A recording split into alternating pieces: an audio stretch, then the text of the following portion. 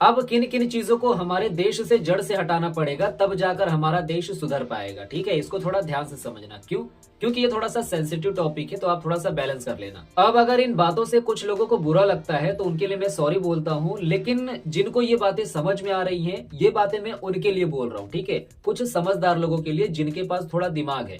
लेकिन अगर आप अंधभक्त हैं, अगर आपके पास भी थोड़ा दिमाग है, तो आप भी इस चीज को अच्छे तरीके से समझ सकते हैं। जिसमें से सबसे पहले आता है जात पात, दूसरा आता है अंधविश्वास, तीसरा आता है पाखंडवाद, चौथा आता है अलग अलग तरीके की लक्ष्मी देवी देवताओं की काल्पनिक कहानियां।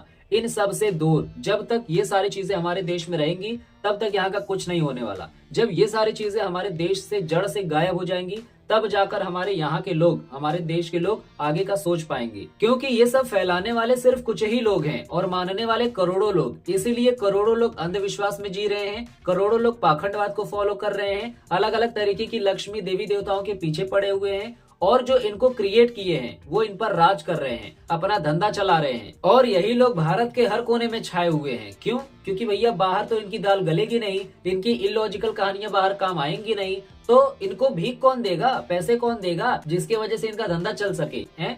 तो ये सारी चीजें सिर्फ हमारे भारत में ही हो सकती हैं। क्यों?